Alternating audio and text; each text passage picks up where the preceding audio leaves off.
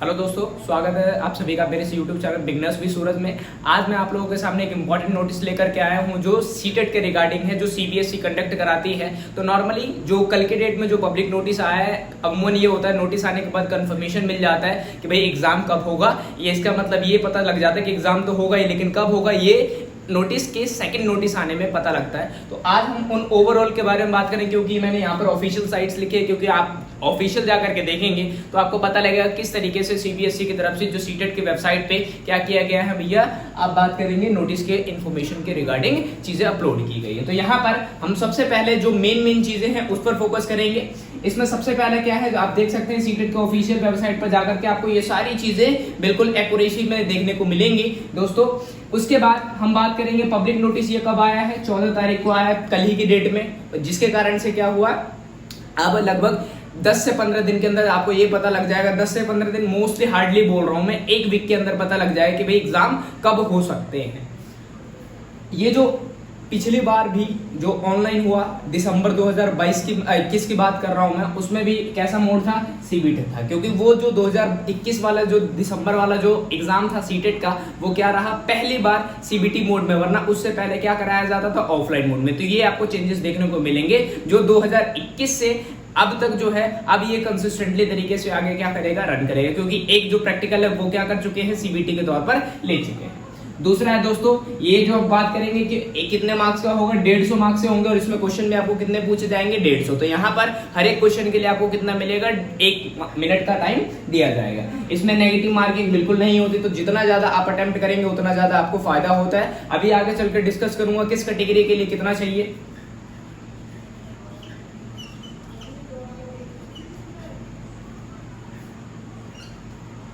उसके बाद यहाँ पर वो कौन कौन से सब्जेक्ट हैं जिनको मिलाकर के 150 नंबर का एग्जाम लिया जाता है सीबीएसई के द्वारा सीटेट में।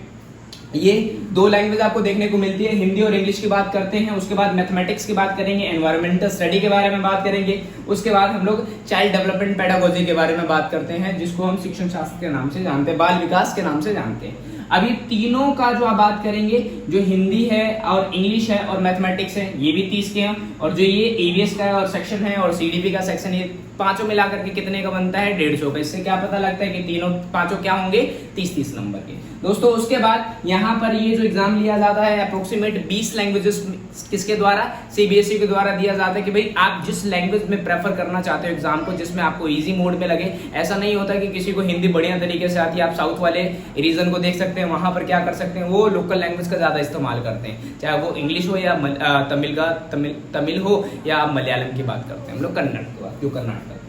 तो ये तो वो थी किस चीज के बारे में इंफॉर्मेशन, सीटेट के रिगार्डिंग कितने मार्क्स का होता है, क्या प्रोसीजर होता है इन सब का। और यहाँ पर पेपर 1 पेपर 2 होता है। पेपर 1 प्राइमरी के लिए होता है, पेपर 2 किसके लिए होता है, टीजीटी के हम लोग बात करते हैं, सेकेंडरी के लिए। उसके बाद जो एप्लीकेशन फीस है, जो ये इंपॉर्टेंट हो जाता है। कैसे, किन के लिए इंपॉर्टेंट है भैया, दोनों के लिए, SC ST दोनों के लिए, क्योंकि जो जर्नल और ओबीसी है, पेपर 1 का सिर्फ कितना होता है, 1000 रुपए आपको पे करने पड़ेंगे रजिस्ट्रेशन फी। दूसरा क्या है, पेपर 2 अगर देंगे तो 1200। तो कहने का मतलब क्या है कि 1000 और 1200 नहीं दोस्तों, अगर आप पेपर 1 पेपर 2 दोनों भरते हैं तो आपको कुल मिलाकर के कितने फीस पे करनी पड़ेगी, जो आप बात बोलेंगे 1200 रुपए। जो कैफे वाला भरेगा वो 100-150 रुपए लेता है। तो मतलब क्या है, जो सीटेट की तरफ से जो सीबीएसई साइट है, वहां पर क्या किया गया है, जर्नल के लिए 1200, दोनों पेपर के लिए, एक पेपर के लिए 1000। तो यहाँ पर अलग अलग 1000-1200 नहीं है, ये टोटल मिलाकर के 1200 है दोनों एग्जाम। तो वैसे हम SC ST फिजिकली हैंडीकैप या डिफरेंशिएटेड एबल के बारे में बात करते हैं, विकलांग जनों के बारे में। उसके बाद यहाँ पर पेपर 1 के लिए उनके सिर्फ 500 रुपए, आप बात करेंगे हाफ कर सकते हैं आप। उसके बाद SC ST वाले को सेम पेपर 2 के लिए 600 रुपए, अगर दोनों का वो देंगे तो नॉर्मली इनको 600 रुपए, अगर एक पेपर भरते हैं तो कितना होता है, 500 रुपए। तो गाइस मेरी तरफ से एक ही रिक्वेस्ट है आपसे, या आप बोल सकते हैं सजेशन, क्योंकि मेरा लास्ट में सीटेट क्या हुआ है, दिसंबर में क्लियर हुआ, तो उसके चक्कर में आपको एक आइडिया बता रहा हूँ ओवरऑल, कि आप दोनों पेपर 1 पेपर 2 बोथ भरे। क्यों, क्योंकि उसमें अगर एक में नहीं हो पाता तो आपका दूसरे में होने के चांसेस होंगे, लेकिन अगर एक भरेंगे तो वो होगा या नहीं होगा, वो आपके ऊपर डिपेंड करता है। उसके बाद ये जो डायरेक्टर है कौन है, सीटेट है, और सीटेट के ऊपर आपको कौन बात करेंगे, CBSE, central board of secondary education, central teacher eligibility test बोलते हैं इसको। अब यहां पर मार्क्स के बारे में हम लोग बात करेंगे दोस्तों।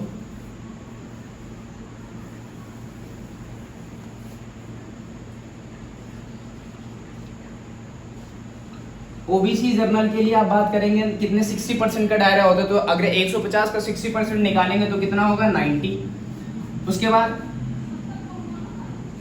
ओबीसी, एससी, एसटी, इन सब के लिए कितना 55% चाहिए होता है। अगर निकालते हैं तो 82 अप्रोक्सीमेट आपको 150 में से लाने होंगे। अगर आपका 81 आया, अगर आप क्या हैं भैया एससी एसटी में या ओबीसी में है, तब भी आप क्या माने जाएंगे, फेल माने जाएंगे।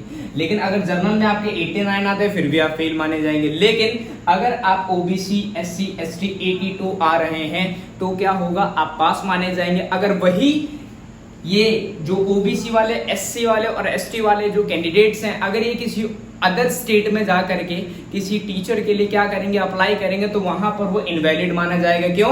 क्योंकि अगर आप दूसरे स्टेट में जाते तो वहां पर जनरल की कैटेगरी में आपको क्या करना पड़ेगा, फॉर्म फिलअप करना पड़ेगा। तो कोशिश करिए दोस्तों कि यहाँ पर आप कितनों को टच कर पाए, 90 को, तो आपका आराम से जाकर के क्या होगा, आप किसी भी अदर स्टेट में जाकर के सीटेट का सर्टिफिकेट लगा सकते हैं। लेकिन जो ये जनरल कैटेगरी वाले, इनको तो 90 मस्ट है और अदर स्टेट के लिए भी उनको 90 चाहिए। तो कहने का मतलब क्या है, आप 82 तक है तो दिल्ली के वैकेंसीज में, सेंट्रल गवर्नमेंट की वैकेंसीज में आप लगा सकते हैं। लेकिन अदर स्टेट में जाएंगे तो आप किस में काउंट होंगे, जनरल में काउंट होंगे। तो ये ओवरऑल प्रोसेस था दोस्तों इसके बारे में, सीटेट के इन्फॉर्मेशन के बारे में। होप सो गाइज आपको ये वीडियो पसंद है तो लाइक, सब्सक्राइब, कमेंट करना ना भूले।